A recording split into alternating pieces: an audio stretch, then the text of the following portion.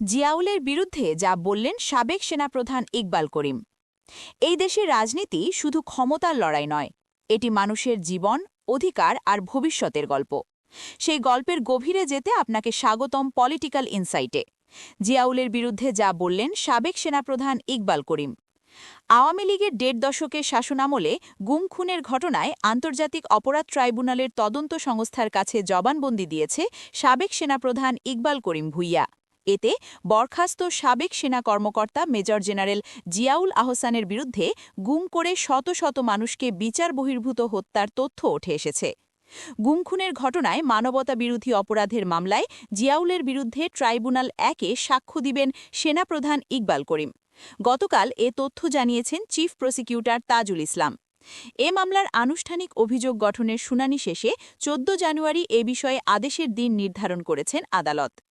জিয়াউলের বিরুদ্ধে তদন্ত সংস্থার নিকট জবানবন্দিতে সাবেক এ সেনাপ্রধান বলেন, র্যাবের অতিরিক্ত মহাপরিচালকের দায়িত্ব পেয়েই অতিরিক্ত উচ্ছৃঙ্খল হয়ে ওঠেন জিয়াউল। এই পদের দায়িত্ব পালনকালে জিয়া বিচার বহির্ভূত হত্যাকাণ্ড বাড়িয়ে দেয়। র্যাবের ডিজি বেনজিরের আগমনের সঙ্গে সঙ্গে এডিজি র্যাব হিসেবে দায়িত্ব নেন জিয়াউল আহসান। এরপর আর্মি সিকিউরিটি ইউনিট সূত্রে খবর পাই, কর্নেল জিয়া বিচার বহির্ভূত হত্যাকাণ্ড অস্বাভাবিকভাবে বাড়িয়ে দিয়েছেন। তারা আরও জানান, জিয়া নিজের আবাসিক টাওয়ারে একজন গার্ড রেখেছেন, বাসায় অস্ত্র রাখছেন এবং পুরো ফ্ল্যাটে সিসিটিভি বসিয়েছেন। সঙ্গে সঙ্গে তাকে বলা হয় গার্ড সরিয়ে নিতে, ক্যামেরা খুলে ফেলতে, বাসায় অস্ত্র রাখা থেকে বিরত থাকতে এবং অফিসিয়াল কোয়ার্টারের সামরিক নিয়মকানুন মেনে চলতে। কিন্তু পরবর্তী সময়ে তার আচরণ আরও উচ্ছৃঙ্খল হয়ে ওঠে। সাবেক সেনাপ্রধান আরও বলেন, জিয়াকে বোঝাতে কয়েকজন সেনা কর্মকর্তাকে দায়িত্ব দেওয়া হয়। তারা আমাকে জানান, জিয়ার সঙ্গে কথা বলতে গিয়ে মনে হয়েছে যেন তিনি এমন একজনের সঙ্গে কথা বলছেন যার মস্তিষ্ক পাথর বা ইটের টুকরো দিয়ে ঠাসা, যাকে বোঝানোর কোনো উপায় নেই। সাবেক সেনাপ্রধান ইকবাল বলেন, এক পর্যায়ে নিরাপত্তা উপদেষ্টা জেনারেল তারেক আহমেদ সিদ্দিকী এবং তার কোর্সমেট কর্নেল, বর্তমান মেজর জেনারেল মাহবুবের ঘনিষ্ঠতার সুবাদে কর্নেল জিয়া আমার নির্দেশকে চ্যালেঞ্জ করা শুরু করেন। আমার আর কোনো উপায় ছিল না, আমি তাকে রেল লাইনের পশ্চিম পাশের ক্যান্টনমেন্টে পার্সোনা নন গ্রাটা বা অবাঞ্ছিত ঘোষণা করি। তবে পূর্ব পাশের আবাসনে থাকতে তাকে ছাড় দিয়েছিলাম। Log area commander major general মিজানকে এই সিদ্ধান্ত কার্যকর করতে বলি। এর ফলে আগে জানানো হয়নি বলে তাকেও নিরাপত্তা উপদেষ্টার বিরাগভাজন হতে হয়েছিল। ইকবাল করিম বলেন, ১৯৯৬-২০০১ সময়কালের ভুল পুনরাবৃত্তি এড়াতে সাবেক প্রধানমন্ত্রী শেখ হাসিনা দৃঢ় প্রতিজ্ঞ হন। তিনি আওয়ামী লীগকে দেশের একমাত্র ক্ষমতাসীন শক্তি বানাতে নানা পদক্ষেপ নেন। এর মধ্যে উল্লেখযোগ্য হচ্ছে যুদ্ধাপরাধীদের বিচার, তত্ত্বাবধায়ক সরকার ব্যবস্থা বাতিল, সংবিধান লঙ্ঘনের শাস্তি, মৃত্যুদণ্ডের বিধান করা। এছাড়া সেনাবাহিনীতে যে অফিসাররা বেশি মেধাবী বা স্বাধীনচেতা তাদের বিএনপি বা জামাতপন্থী বলে চিহ্নিত করে সরিয়ে দেন। তাদের জায়গায় অতীতের সম্পর্ক, আত্মীয়তার যোগসূত্র বা প্রমাণিত অনুজ্ঞত্বের ভিত্তিতে আরও অনুজ্ঞত এবং অযোগ্য অফিসারদের বসান।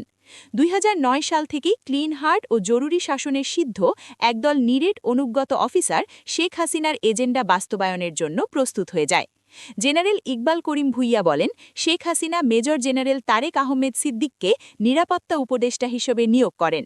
তিনি দ্রুতই প্রধানমন্ত্রী এবং সেনাপ্রধানের মধ্যে ঢুকে পড়েন এবং এএফডির মাধ্যমে সমস্ত গুরুত্বপূর্ণ পদোন্নতি ও কেনাকাটার ফাইল তার কাছে অনুমোদনের জন্য যেতে বাধ্য করেন। উনি শত শত কোটি টাকার সামরিক কেনাকাটার সিদ্ধান্ত নেন, কিন্তু নথিপত্রে তার কোনো প্রমাণ রাখেননি। অফিসাররা দ্রুত বুঝে যান প্রকৃত ক্ষমতার কেন্দ্র কোথায়। ফলে তারা নিজেদের চিফকে পাশ কাটিয়ে উপদেষ্টার কাছে তদবির শুরু করেন। জেনারেল ইকবাল করিম বলেন, রাজনীতিবিদরাও সামরিক সম্পৃক্ত সুবিধার জন্য নিরাপত্তা উপদেষ্টার চারপাশে ভিড় জমাতে থাকেন। এতে সেনা সদর দপ্তরে তদবিরের চাপ বাড়ে। তারেক আহমেদ সিদ্দিকী ধীরে ধীরে DGFI, NSI, AFD, BGB, Ansar, NTMC ও র্যাবের ওপর নিজের কর্তৃত্ব কায়েম করেন। যেখানে বাধা পান সেখান থেকে পূর্বতন অফিসারদের সরিয়ে দিয়ে নিজস্ব অনুজ্ঞত অফিসার বসান। তার নির্দেশনায় ডিজিএফআই, এনএসআই ও র্যাব গুম খুন, অপহরণ, জমি দখল, ব্যবসা বাণিজ্যে চাঁদাবাজি, নির্যাতন ও বিচার বহির্ভূত হত্যাকাণ্ডে জড়িয়ে পড়ে। গত ১৫ বছরে শতাধিক মানুষকে গুম করে খুনের ঘটনায় মেজর জে.অব জিয়াউল আহসানের বিরুদ্ধে মানবতাবিরোধী এ মামলার বিচারিক কার্যক্রম চলেছে বিচারপতি মোহাম্মদ গোলাম মুর্তুজা মজুমদার নেতৃত্বাধীন ৩ সদস্যের আন্তর্জাতিক অপরাধ ট্রাইব্যুনাল ১-এ। ট্রাইব্যুনালের অপর 2 সদস্য হলেন বিচারপতি শফিউল আলম মাহমুদ এবং বিচারক মহিতুল হক এনাম চৌধুরী। রাজনীতি বদলায়, কিন্তু সত্য জানার অধিকার বদলায় না। সেই অধিকার রক্ষার চেষ্টায় পলিটিক্যাল ইনসাইট। আবার দেখা হবে। পলিটিক্যাল ইনসাইট চ্যানেলটি সাবস্ক্রাইব করতে ভুলবেন না। সাথেই থাকুন সত্যের অনুসন্ধানে।